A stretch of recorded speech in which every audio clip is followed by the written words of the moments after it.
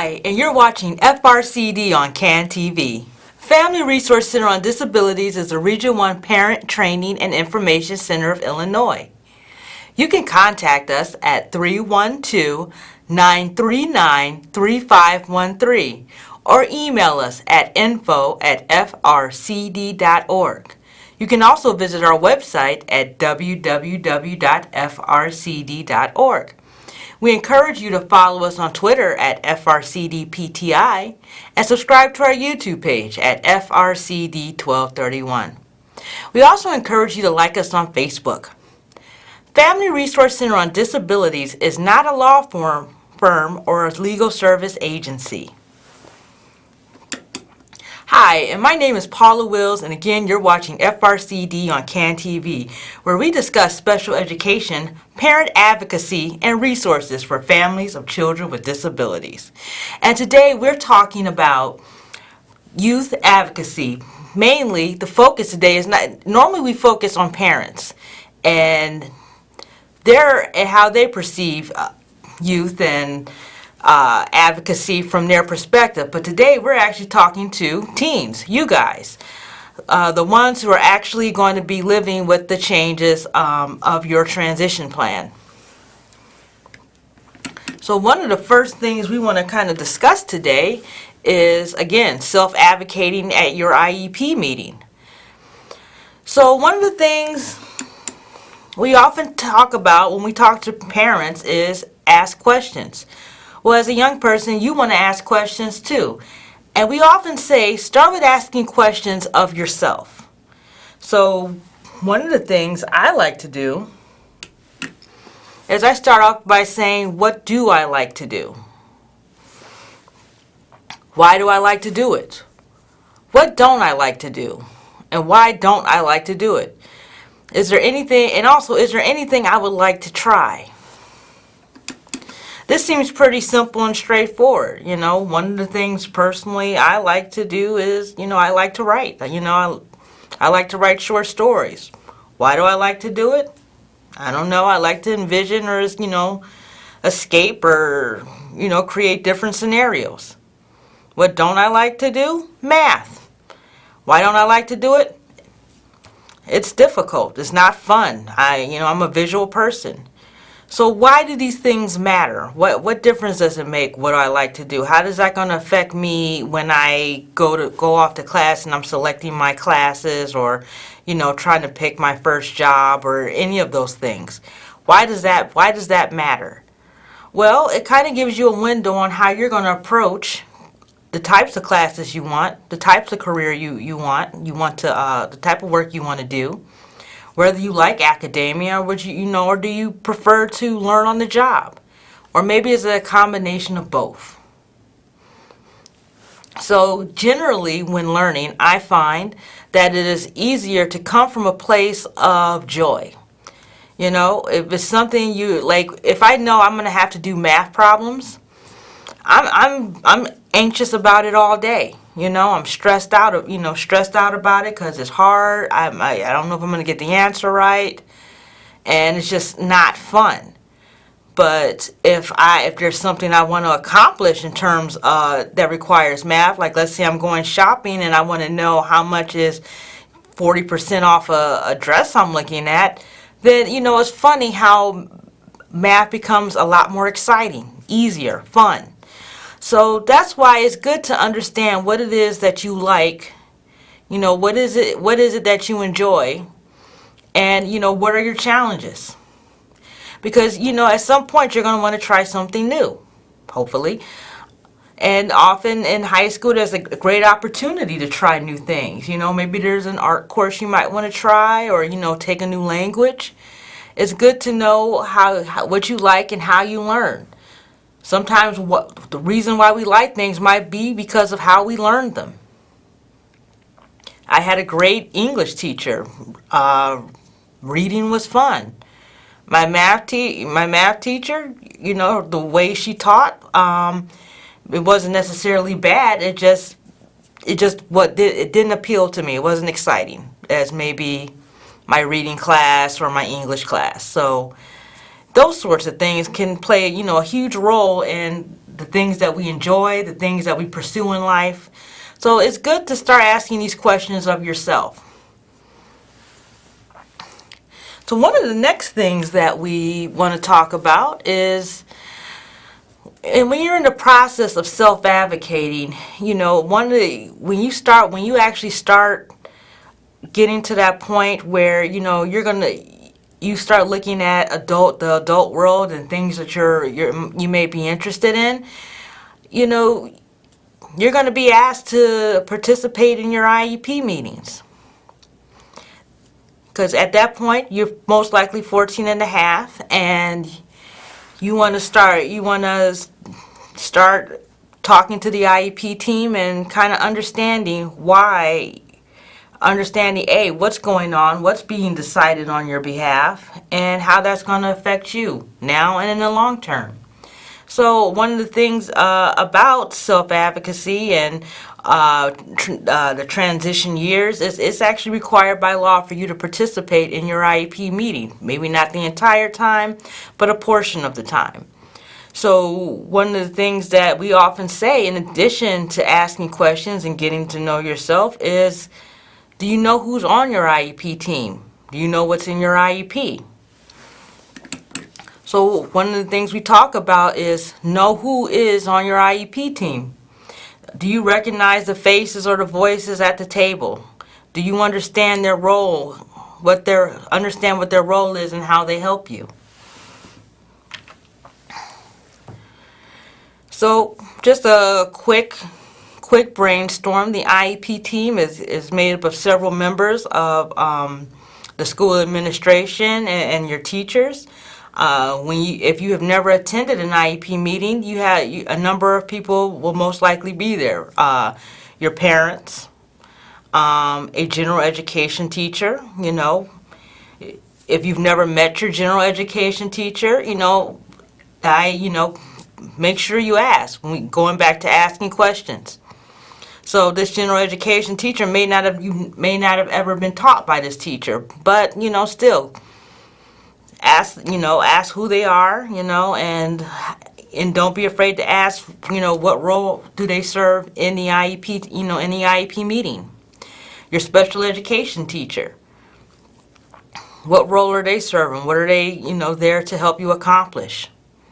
Then we have a transition agency. So this could be a number of people. This could be an outside agency such as the DHS or the Department of Rehabilitation Services.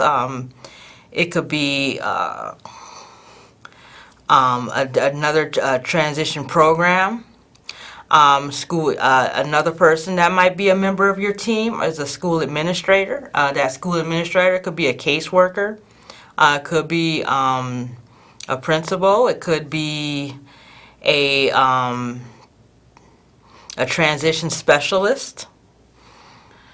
We also have possibly, but not always, there may be evaluation personnel, but not necessarily there every time. And then there might be other people there that your parents may have invited or the school may have invited that might have some additional knowledge. But regardless of who's at that table, make sure you understand who's there and why they're there, and how can they help you reach your goals. So far we've talked about asking questions, questions of yourself, questions of the team. In this case, there are no bad questions. Just as they say, the questions that you don't ask. Because as you ask questions about yourself, you're going to understand how you want to address the team. And, they're suggesting things that, you may not fully have interest in, ask them, why are you suggesting this? If that, or is there something else that you may find interesting or you'd like to try? IEP meetings are an excellent opportunity to practice self-advocacy. Because, again, everybody at that table is there to help you. Is there to help you transition out of high school and into adult setting, whatever that may be, whether it's college or vocational uh, institute, or maybe perhaps your next job. Well, whatever it is, they're there to help you get there. So use the IEP team to practice asking, asking for things, asking to help you understand, and asking to help you reach those goals. So the next thing we talk about in self-advocating at your IEP 101 is understand your disability. In the process, and after you've decided what you enjoy and what you dislike and who your IEP team is, you want to also understand, how does your disability affect you? How does it make you stronger? What advantages does your disability give you? How does your disability challenge you? How do you learn? What types of accommodations and modifications are in your IEP to help you master a particular skill set? And sometimes you don't know. I mean, you can speculate, but you don't know. So I mean, that's a very good question to ask. Differences, that sometimes they make us weaker, but they also make us stronger, simply because they give us a perspective that the general public does not have. One of my favorites is if you're a person that utilizes a wheelchair, and depending on the type of wheelchair, people who roll the wheelchair themselves, they tend to have more upper body strength.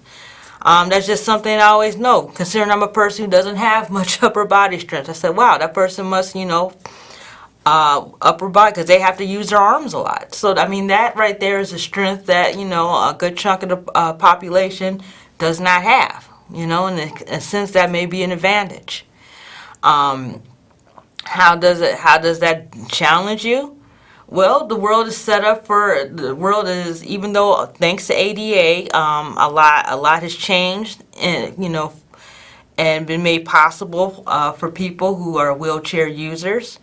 However, there's still challenges. If the snow is not shoveled in your community, it makes it difficult for you to get around. So in that sense, if you're a person who utilizes a wheelchair, that is challenging. So another, outside of utilizing a wheelchair, we talk about how do you learn. So that's one of my favorites, actually. How do you learn? Because regardless of what you're presented with, if you understand how you learn, you'll understand how to attack the material. So for example, I find I am a mechanical learner. I learn by actually engaging in whatever I'm trying to learn. So, for example, if I want to learn how to drive, I actually have to get in the car and feel the wheel and understand, and maybe drive the car a few inches to understand what does what and how they work together. So for me, yeah, I'm a mechanical learner. Some people are auditory learners. They have to hear it first. Like audiobooks might be the best way for them to comprehend information. Now they can still read the information, but audiobooks may help. May be a great way to start learning a new subject, and then maybe visually actually reading the text might be a great reinforcer. Some people learn, they're visual learners. It's easier for them to read the text first and then hear the presenter talk about it. So understanding in those contexts where your strength is in learning is key to attacking any type of situation where you're presented with new information. And then another thing we talked about are what types of accommodations and modifications are in your IEP to help you master that skill.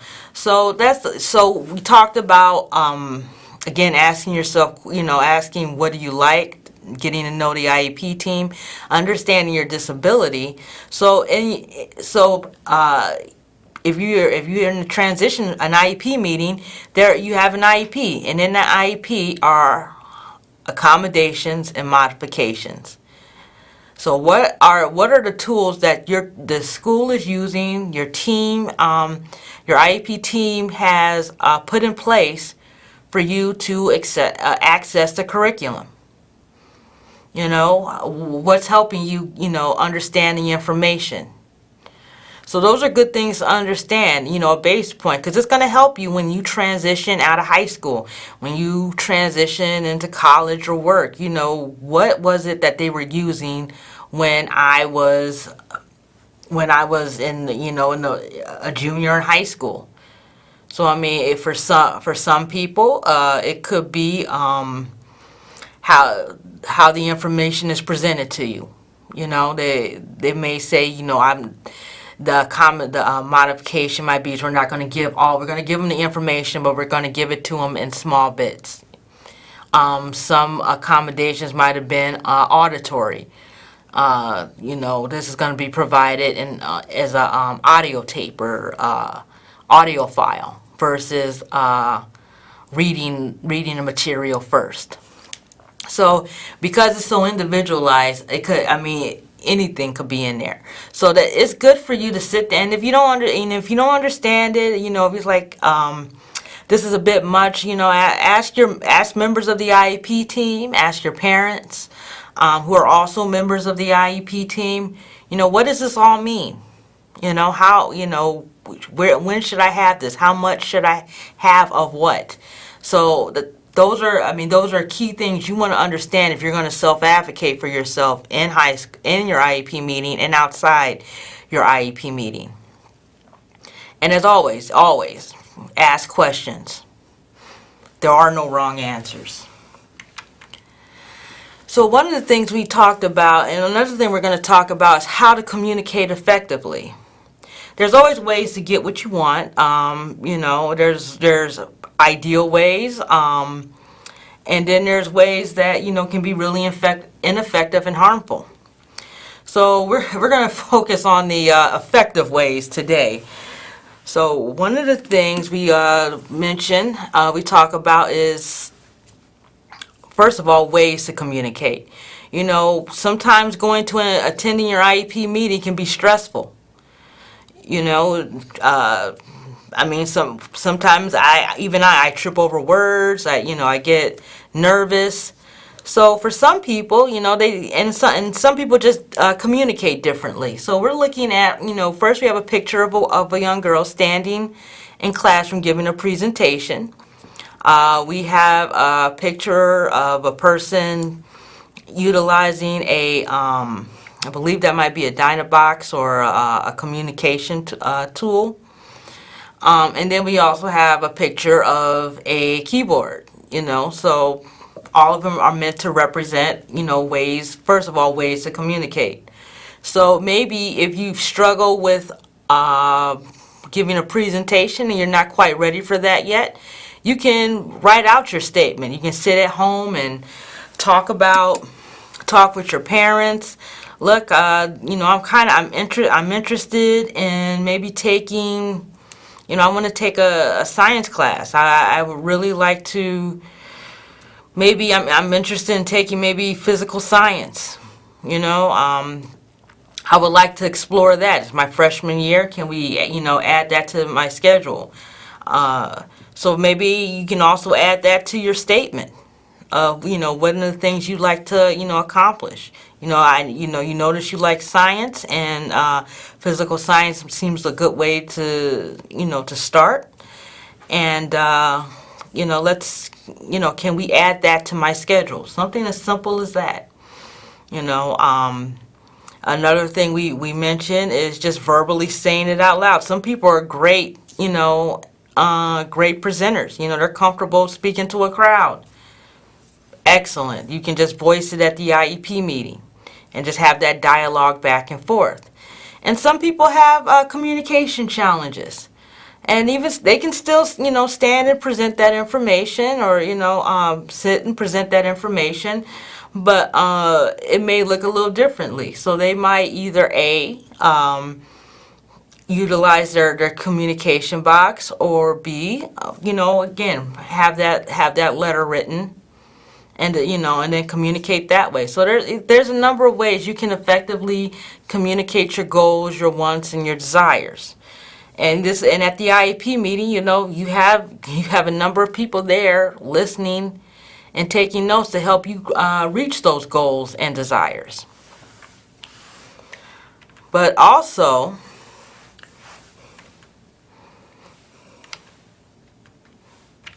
uh-oh, I think I misplaced a slide someplace.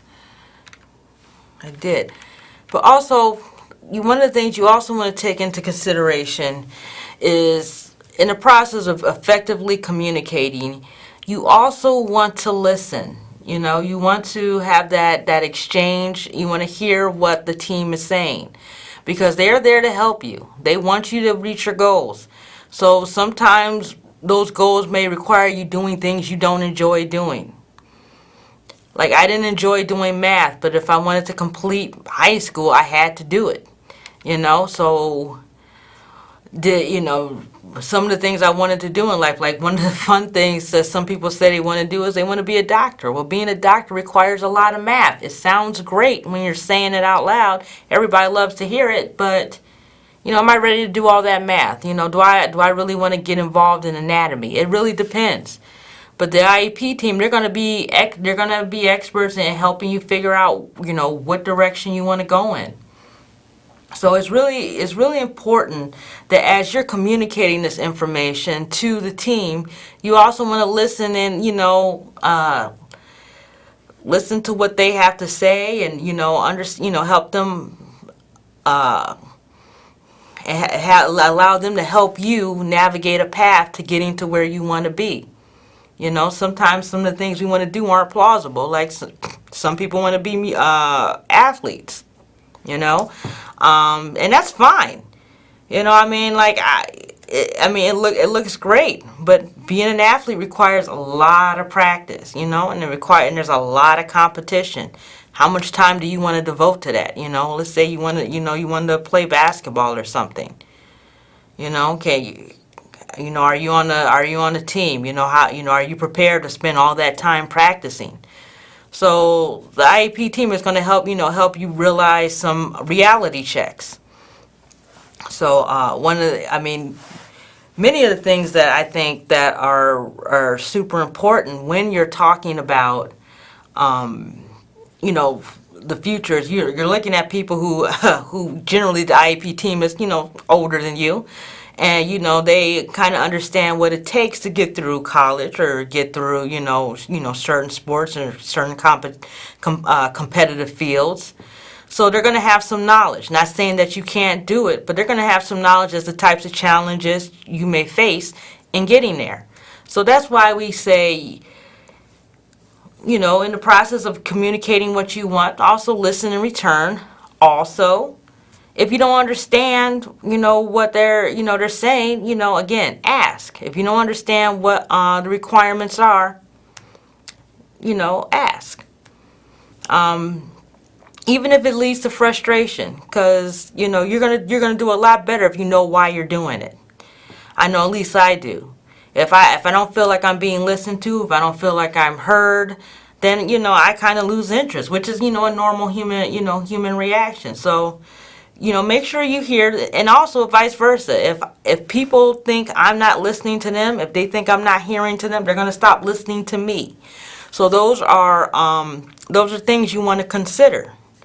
There's a lot more to effective communication, but in kind of like in a nutshell, those are some quick, dirty takeaways we want you to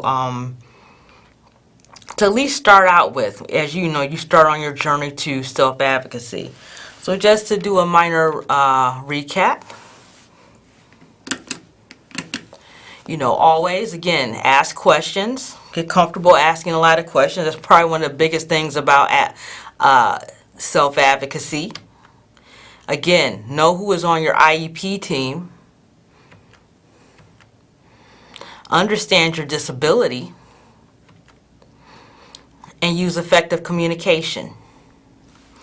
next time when we continue with this series, we will talk about understanding what you need in terms of the differences between high school and the adult world, what applies now and what won't apply in the future. So at this time, I want to thank you all for joining us today at FRCD on CAN TV. Again, our number is 312-939-3513, and have a wonderful week.